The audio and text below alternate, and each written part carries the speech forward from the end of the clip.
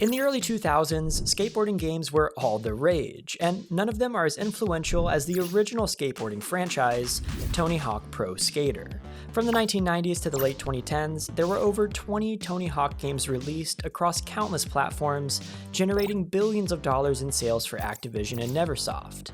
The series was at one point an unstoppable powerhouse played by tens of millions of gamers around the world. But as we all know by now, in the AAA space, good things don't last forever. And today, the Tony Hawk franchise is a shell of its former self. From having some of the highest rated games of all time, to uninspired sequels pumped out to milk every remaining dollar from the extreme sports gaming genre, this is how Tony Hawk Pro Skater, even with a new sequel coming out in the near future, is completely dead.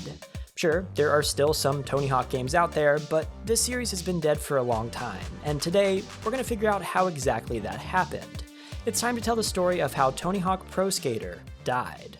Our story starts in July of 1994. A new studio called Neversoft was founded by Joel Jewett, Mick West, and Chris Ward.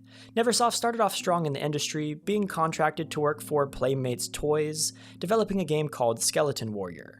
Following its release in 1995, the studio was able to expand greatly, adding over 20 new employees to its ranks. This gave Neversoft the capacity to work on quite a few new games over the next couple years, multiple of which ended up getting cancelled after months of work. This put the studio in a really bad place financially, and after their first few years, all they had to show was an engine from a cancelled game that they'd worked on called Big Guns. It was now January of 1998, and the company had not only been forced to lay off a bunch of staff, but it was about to go out of business entirely.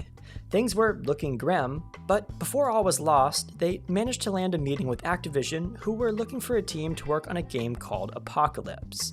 And it just so happened that the Big Guns engine they had lying around was now a perfect fit for the project. This game isn't particularly important in the story, but it was what kept Neversoft afloat while they figured out their future.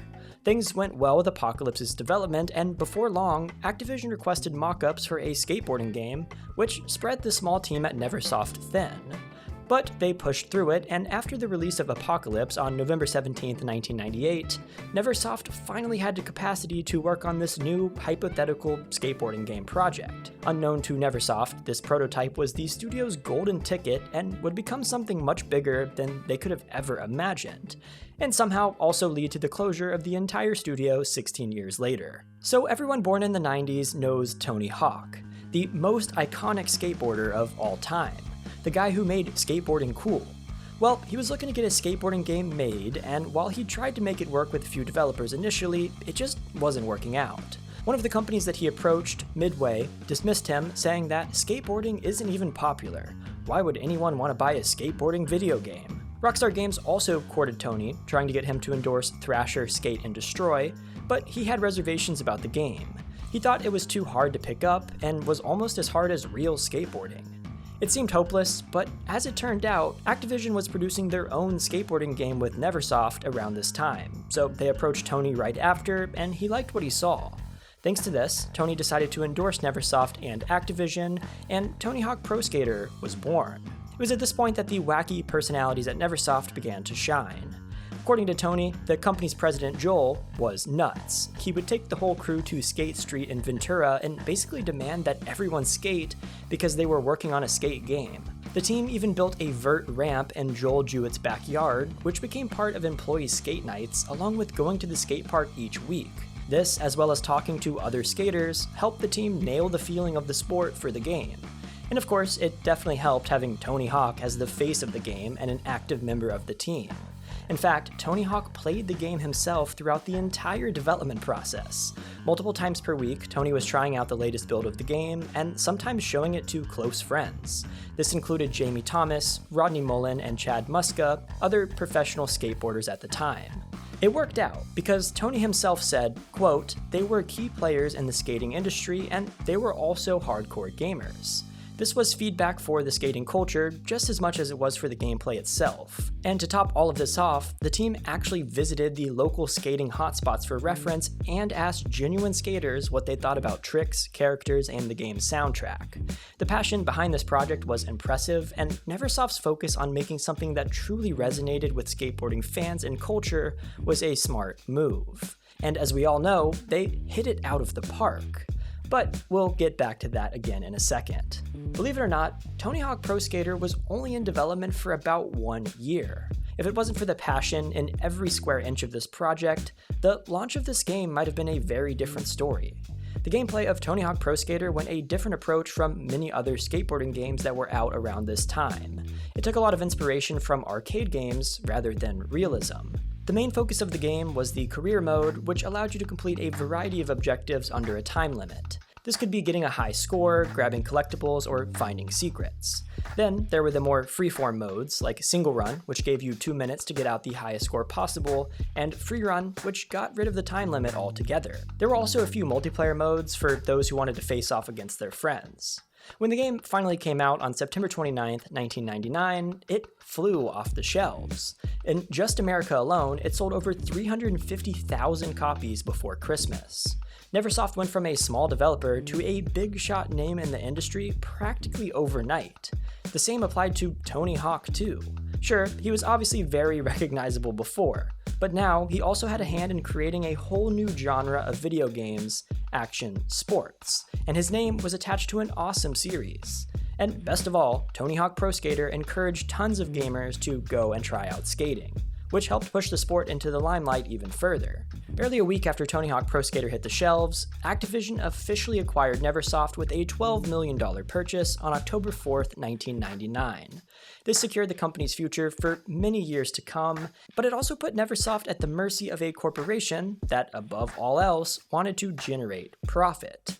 It wouldn't be an issue for many years, but eventually it would lead to the downfall of this entire series. Until then, it was business as usual. After Tony Hawk Pro Skater's massive success, of course there would be sequels. And surprisingly, the next few games improved on the first one on nearly every single level. Not only did Neversoft now have the funds to get far more done, they had actual skaters join the dev team to help them stay true to the sport. Just a year later, Tony Hawk's Pro Skater 2 hit the shelves on September 19th, 2000, and the team killed it yet again. It was more of everything that players wanted with some thoughtful improvements tacked onto the top. You could now buy new tricks and replace old ones, create your own skaters to play as, upgrade characters, and make your own levels to grind in. The game won all kinds of awards, such as GameSpot's Alternative Sports Game of the Year and the 4th best game of all time, according to Game Informer in 2001. Then, Tony Hawk Pro Skater 3 came out on October 30th, 2001. It introduced more new tricks, more character customization options, next-gen graphics, and online connectivity alongside it. So of course, critics and players alike ate it up once again. In fact, Tony Hawk Pro Skater 3 is still ranked as the 8th best game of all time even today, and it's a cult classic for all types of gamers, even for those who weren't involved in skateboarding. Next up, Tony Hawk's Pro Skater 4 came out on October 23rd, 2002. And for this game, there were some pretty radical changes to the typical career mode formula.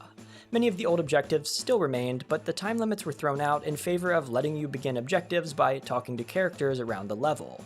So it was a more open-world, non-linear approach that the series would continue to explore further in future entries. The online play was massively improved, with better connections, 8-player multiplayer, new modes available, and an ability to play and share custom maps.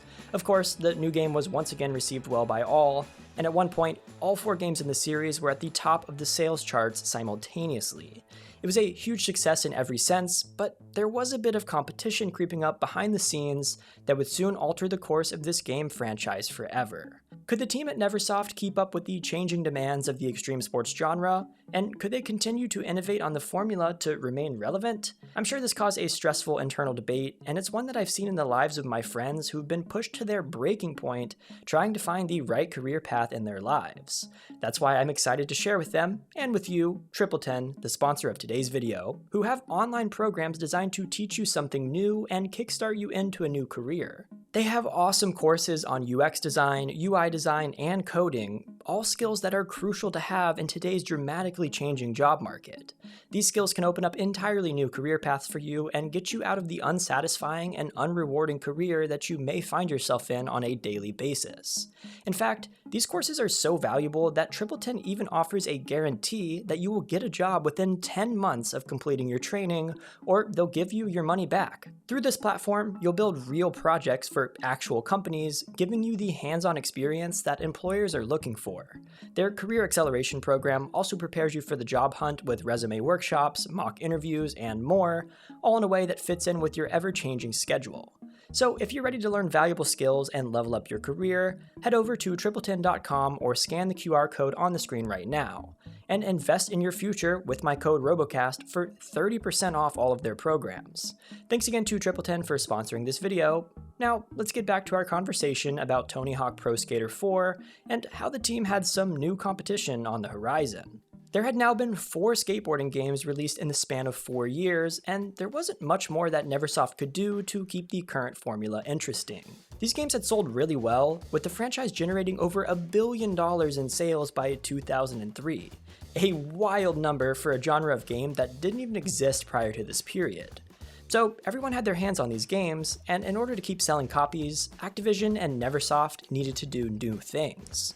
So after Tony Hawk Pro Skater 4, future Tony Hawk titles dropped the arcade mission structure in favor of a more story-driven experience. This was the case starting with Tony Hawk's Underground on October 27, 2003. The game revolved around a protagonist of your making, which you could actually get your own face scanned onto if you emailed the developers with a picture. You start in a crummy New Jersey suburb and set off on a quest to become a professional skateboarder with your friend Eric. Because of this, Joel Jewett described the game as, quote, an adventure game. It's different than anything we've ever done in the series. Also, you could now get off your skateboard and roam levels on foot, and sometimes drive vehicles too. Kind of like Grand Theft Auto with skateboards. While I personally loved Tony Hawk's Underground, and it was probably one of my personal favorites in the franchise, these mechanics were pretty clunky and it didn't control all too well. To some, like Eurogamer's Tom Bramwell, these mechanics felt like superficial inclusions to try and make the game seem more unique than it really was. Despite those critiques though, the game was still well received with a 90 on Metacritic, and it sold extremely well. A direct sequel, Tony Hawk's Underground 2, released on October 4th, 2004. It continued from where the plot last left us, with Tony Hawk deciding to kidnap the protagonist to compete in a world destruction tour alongside other pro skaters.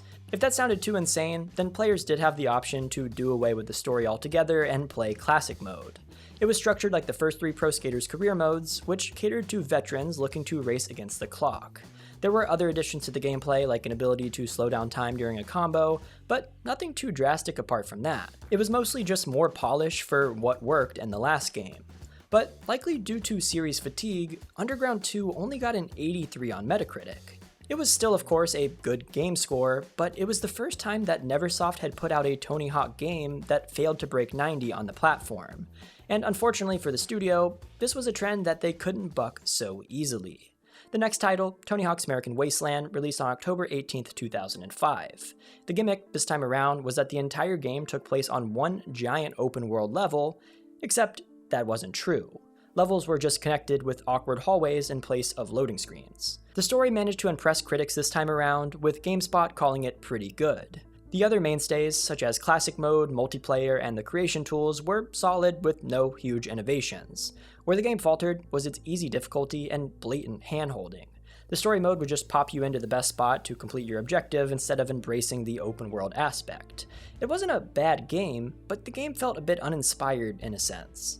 As a result, the Metacritic score was capped at 77. Looking at all the reviews for these past few entries, it was becoming increasingly clear.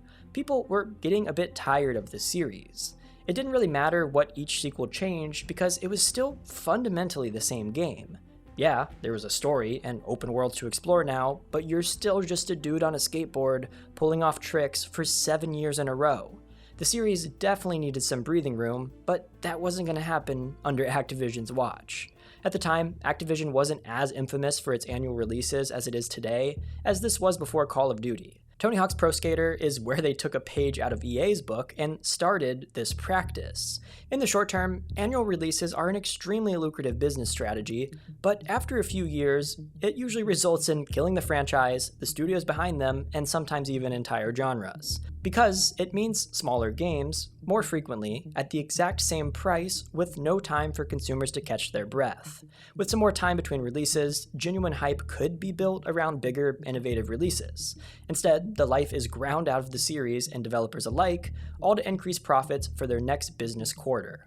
It's how we had 6 Guitar Hero games come out in 2009 and are currently at Call of Duty Black Ops 6. And it's exactly why things began to take a turn for the worse with the Tony Hawk series. The first major spin-off in the series came next, called Tony Hawk's Downhill Jam. It was developed by Toys for Bob for the Wii with ports to both the DS and the PS2, and it released on October 24th, 2006. You could use the Wii remote to steer, and it played like a snowboarding game with skateboarding tacked on top of it. You couldn't perform many tricks, and the focus was getting to the finish line first, as it was a racing game. It had quite a few glitches, including one where if you finished a race in first place, the game treated you like it was in second place. The release of this spin-off coincided with the next mainline title, so it had to compete with that too. So when I say that it got a mixed reception and a 69 on Metacritic, it makes more sense. Tony Hawk's Project 8, on the other hand, was the year's mainline entry, releasing November 7th, 2006. It was a proper next-gen take on the series with a lot of polish to the game. You could now perform a cool new move called Nail the Trick, which slowed down time and zoomed in on your character's skateboard as you controlled each foot. Critics, like those at Game Revolution, found the game to be a laggy mess at times, and the new bail controls were described as so painfully broken. With these criticisms in mind, it comes as no surprise that the game had a Metacritic score of 81. And that brings us to the final Neversoft game in the series, Proving Ground, which was released on October 16th, 2007. It brought new slow-mo nailed tricks and some other techniques, but at this point, it was all really just a formality. There was a section of the campaign centered around rigging, which involved using the game's clunky level editor to complete objectives, much like a puzzle game. The environments were more realistic in the sense that they were grimier and depressing to look at, and the missions weren't anything special. It was a step down to even Eurogamer, which had praised Project 8's direction, and it started to feel like the Tony Hawk franchise was just going through the motions, even for hardcore fans.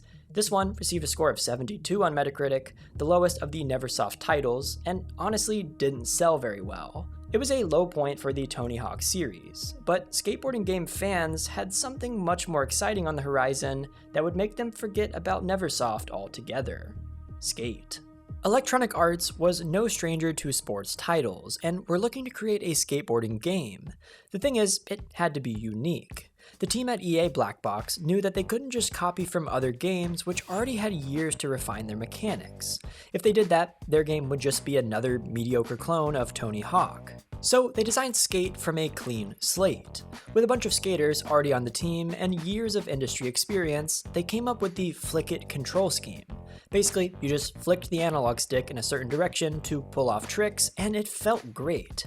It was fun, intuitive, and most importantly, fresh. On top of this, you could film replays of the tricks you performed to upload to an in-game service, which added a unique incentive for pulling off cool tricks. So it makes more sense that when the game came out on September 13th, 2007, it sold twice as many copies as Tony Hawk's Proving Ground. Not only that, but it fared much better with critics too. The Tony Hawk series had faced competition before, but this was the first time that they were the ones to lose. The series was already starting to show its age, but now it had been publicly dethroned. Not only that, but Skate was also gearing up for annual releases following the success of the first game, so it seemed like Neversoft would have to accept half the sales going forward and twice the consumer fatigue. And if things couldn't get any more stressful for Neversoft, they had just completed the first of their annual releases for Guitar Hero alongside the release of Proving Ground. To say that they were spread thin was an understatement. It's suddenly no surprise why Neversoft were pretty burned out on making these games. But both Activision and Tony Hawk weren't done with the series, so development of future games was delegated to a new studio called Robomoto. And this new opportunity to develop titles for the Tony Hawk series was a great way for the studio to prove themselves. And for a long time, Tony Hawk had wanted a game to actually capture the sensation of riding a skateboard with the use of peripherals, instead of a regular controller. And with the enormous success of Guitar Hero under Activision's belt, this project seemed more than doable. This is what led to the direction of the next game in the series, Tony Hawk's Ride. It seemed destined to be a success. But while all of the pieces were there, in Tony's own telling of this era, Activision were so adamant about a quick turnaround that the game came out when it wasn't ready to be released. So when critics got their hands on the game, November 17th, 2009, it was a bloodbath. The game was actually called the worst game of the year by both Game Trailers and Games Radar, and it sold extremely poorly. The skateboard controller just didn't work, and the game cost $120 thanks to it. The gameplay itself involved completing objectives like the first few Pro Skater titles, but since that meant trying to perform certain tricks with a controller that frequently misinterprets your inputs, it was pretty much just luck if you succeeded. It was an absolute laughingstock of a game, and it destroyed whatever hope people had for the series' future.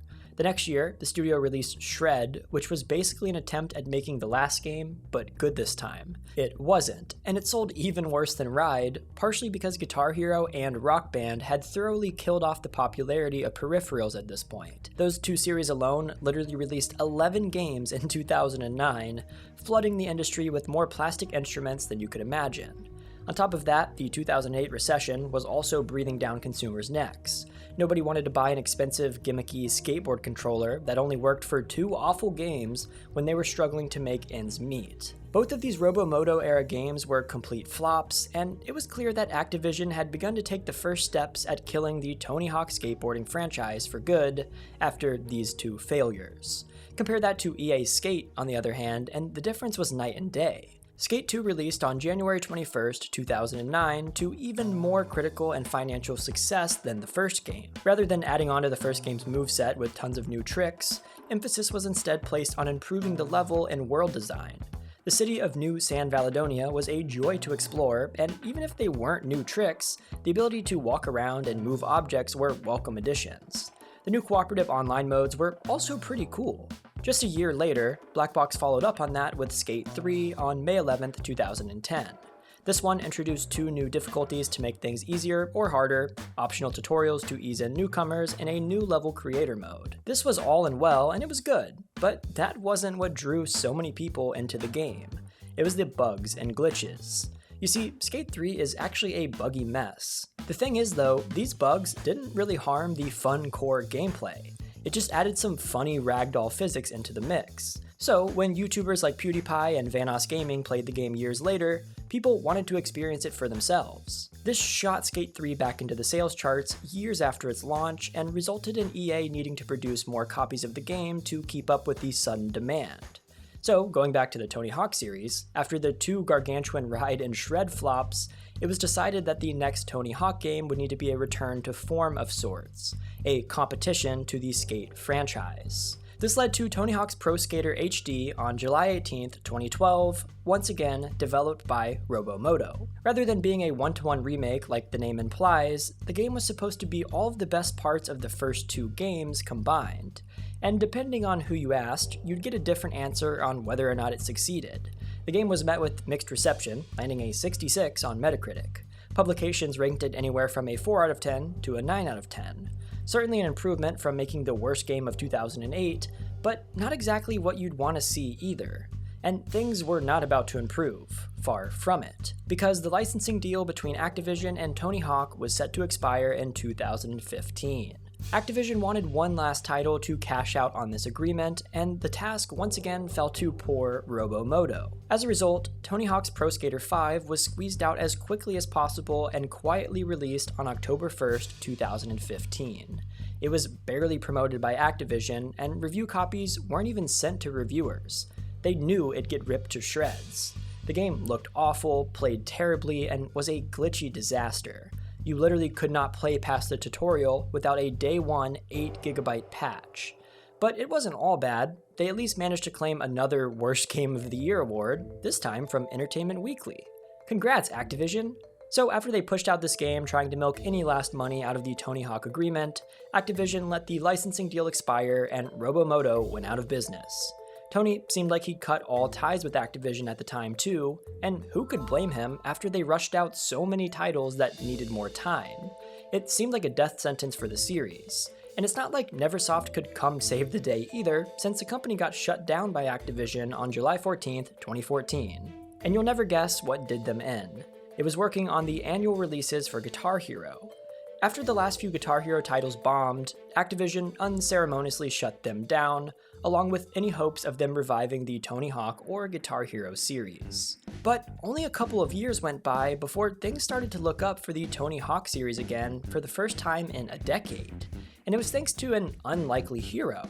On May 12, 2020, Activision announced that a remake for the first two games was in the works from Vicarious Visions, who'd handled many of the series' ports in the past. The developers announced that they had even gone through the trouble of acquiring the original code for the games to nail the feeling of them for the remake. Not only that, but all of the original characters were returning, new characters were coming, and the soundtrack would largely remain the same. It was pretty much everything fans could have asked for, and more. And thankfully, that turned out to be true when Tony Hawk Pro Skater 1 and 2 released on September 4th, 2020. The game was awesome. It also included tricks from later entries like reverts and spine transfers for bigger and better combos. Other features like online multiplayer and the ability to create skaters and stages were brought over too. It easily made the game the definitive way to experience the series in a modern format. And today, it has been nearly 5 years since the Pro Skater 1 and 2 re-release, and now it looks like there's a new remaster in the works for Tony Hawk Pro Skater 3 and 4, also being done by Activision. This is great news for fans of the series, as the last remaster was an extremely solid title. But let's be real. Even with this, the series is long dead, and it's a shell of its former self. Don't get me wrong, I'm sure the new game is going to be great, but it's not the same. Activision milked this series to death and then completely killed the original vision of passion and expertise that Neversoft had focused on building. And with skateboarding culture as a whole dwindling compared to the late 90s and early 2000s, I think the series should be retired and end on a good note with the 1 and 2 remaster without giving Activision any chance to mess things up again. Even if the second remaster is going to be good, I just don't want to see this series remilked for a second time. What's next? Are we going to remaster every single Tony Hawk game ever made, including the bad ones, and then retire it a second time? I don't know. I'm a little bit jaded towards AAA game developers, but I want to hear what you think. Do you agree? Do you think there should be more Tony Hawk games? Let me know in the comments, and again, in the Discord that's linked in the description below. I'd love to see some of you over there, and we have some really cool stuff planned like giveaways, live streams, and chat sessions, so hop on whenever you get a chance. Few games get the opportunity to birth an entire genre and shape pop culture the way that the Tony Hawk Pro Skater series did. But sometimes the best answer is to do nothing and to give a series time to breathe, something that Activision can't seem to get through its head. Their annual releases have killed multiple franchises and countless studios in pursuit of profits. Among these casualties were, of course, Neversoft, which got shut down on July 10, 2014, as the team was merged into Infinity Ward to work on Call of Duty.